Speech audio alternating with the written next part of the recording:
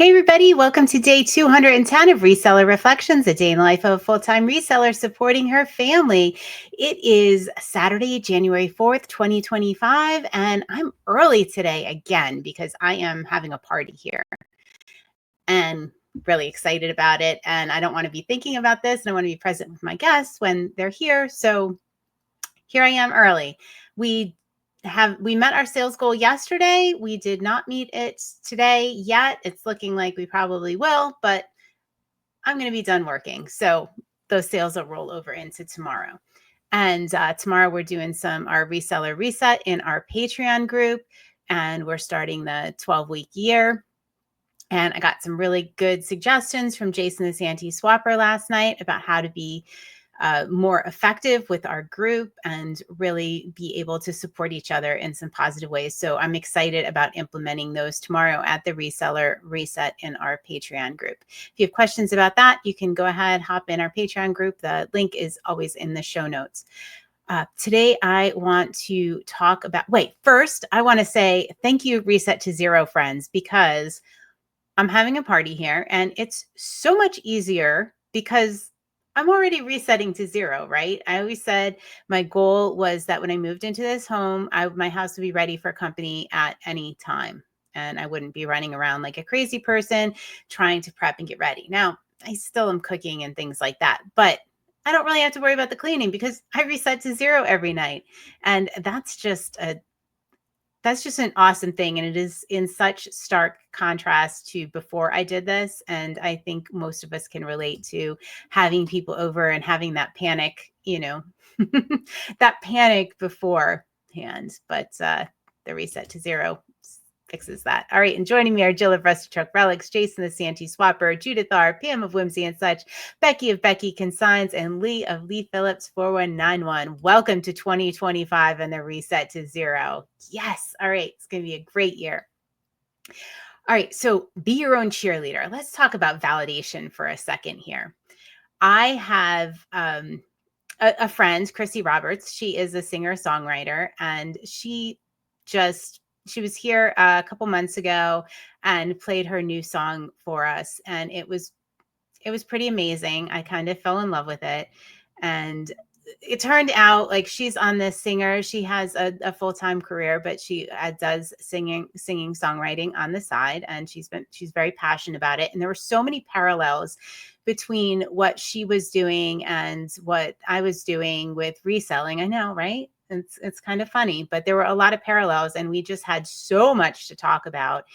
And lo and behold, up comes this video that she had published, which I'm going to link up in the show notes, all about validation. And that is exactly what I have been thinking about for the past 6 months. And she said it so well. So go watch her video, definitely. But I'm going to play you a little clip of why she inspired me, because this song is just so beautiful. And I definitely want to share it with you. So I'm going to play a little clip of it. I will also link this up in the show notes. The earth is spinning round, yet we're still standing here firm. I'd take a bird's eye view if I could. But this is how we live, and we're not done. We're just humans basking in the sun. This is how we live, and we're not done. We're just humans basking in the sun. All right. So that is a little clip of the song that I am just absolutely madly in love with. Lyrically, it is just absolutely phenomenal. And her process in writing it was absolutely fascinating. So go subscribe to her channel, listen to some of her music. There's some covers on there. It's great. But this, I think, is just really a work of art. And I've said before, and I'll say it again, I have such immense respect for anybody that can put their personal work, put their heart and soul into something and put it out there for the world. And sometimes we do that to get validation. Sometimes we do that and put something publicly to get validation, but are we shooting ourselves in the foot if we're operating like that? Absolutely. Absolutely, we are. because we need to be our own biggest cheerleader. I don't think that you can really, truly be fulfilled and happy if you are seeking outside validation. Because when you put something out there, and this could be with your this could be like listing items in your eBay store. This could be being public about what you do for a living. Is that if we're waiting for outside validation, we're not going to put forth our best effort. If we're able to do that ourselves and say, you know what, I'm proud of what I'm doing my best. I'm proud of what I'm doing.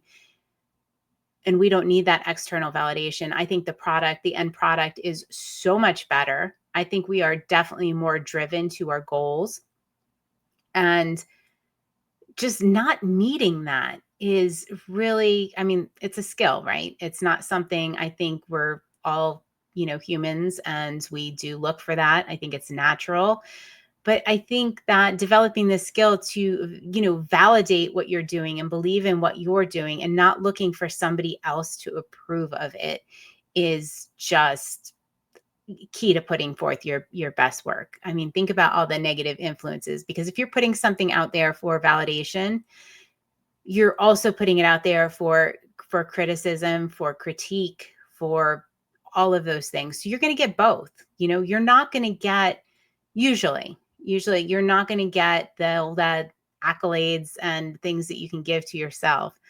So, I think being your own cheerleader is really just one of the best things that you can do, whether it's in an artistic endeavor or whether it's in your reselling business. Learning how to do that and not looking for external validation and being able to provide that to yourself is really a skill that we all need to probably continually work on. I came to this conclusion a couple years ago through a pretty rough incident. I was continually trying to get my partner's validation for different things I was doing, and I would never get it.